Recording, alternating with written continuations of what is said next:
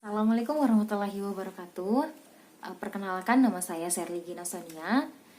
Saya dari Universitas Teknologi Sumbawa, Fakultas Ekonomi dan Bisnis, dari Prodi Akuntansi angkatan 2018. Nah, di sini saya akan mereview tentang film yang berjudul In the Heart of the Sea.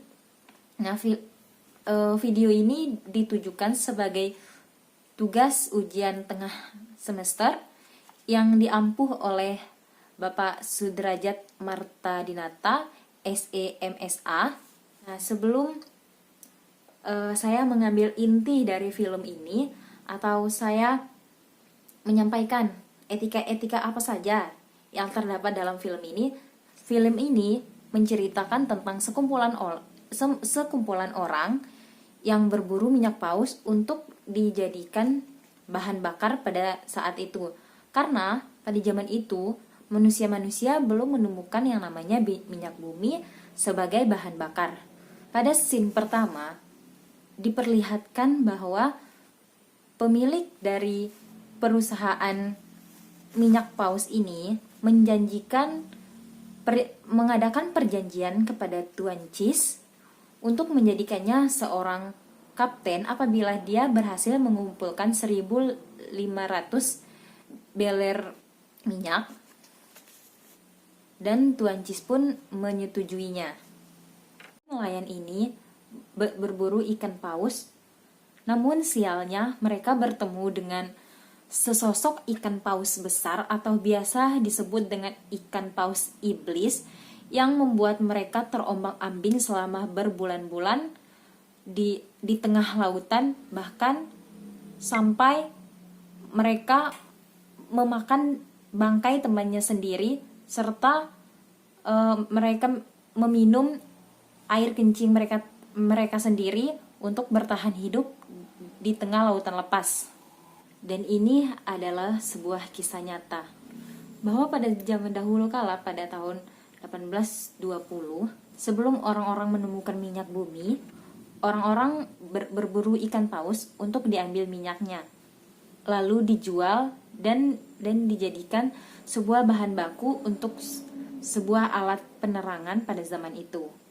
Banyak sekali orang yang berburu minyak paus, dan itu sangat jauh dari daratan, hingga bahkan katanya juga dari mereka ada yang sudah bertemu dengan paus iblis atau paus yang sangat besar yang menjaga samudra tersebut. Dan paus ini juga yang membuat para nelayan ini terombang-ambing di tengah lautan, karena paus ini adalah paus yang merusak kapal mereka dan membuat mereka kehilangan beberapa awak kapal lainnya. Dari film yang sudah saya simak, terdapat 4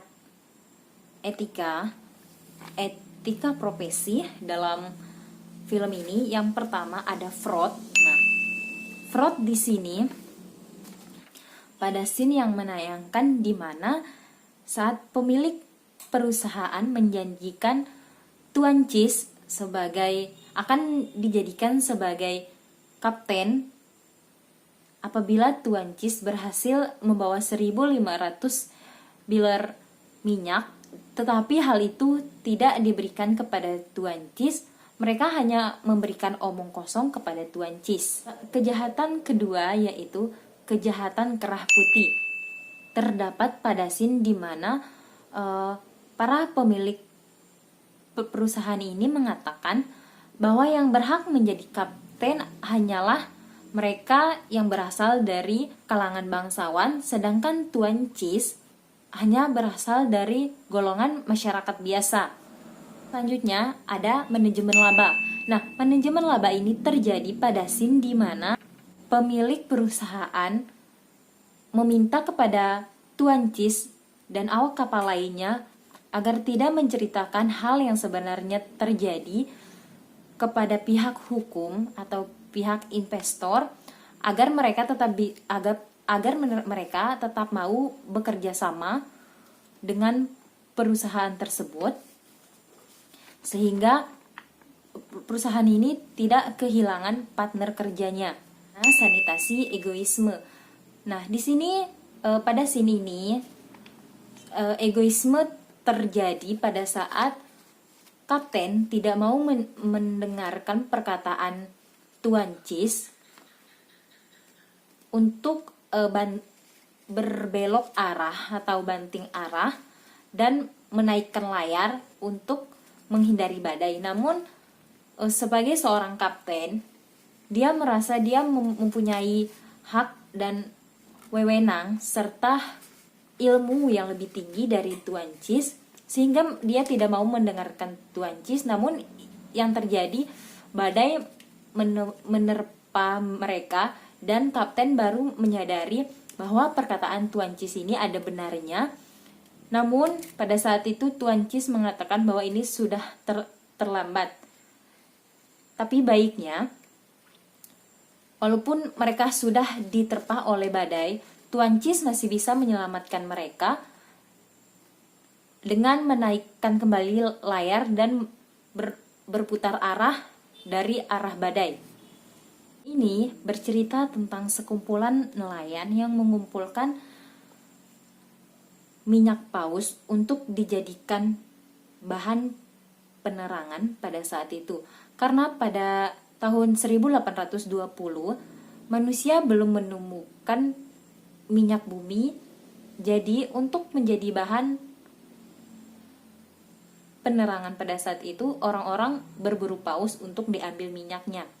Nah, dari sini di cerita ini sialnya mereka bertemu dengan paus iblis atau paus yang sangat besar, sehingga membuat mereka terombang-ambing selama beberapa bulan di tengah lautan, sehingga membuat mereka memakan bangkai temannya sendiri dan meminum air kencing mereka sendiri, atau bisa disebut mereka sudah termasuk dalam golongan kanibal.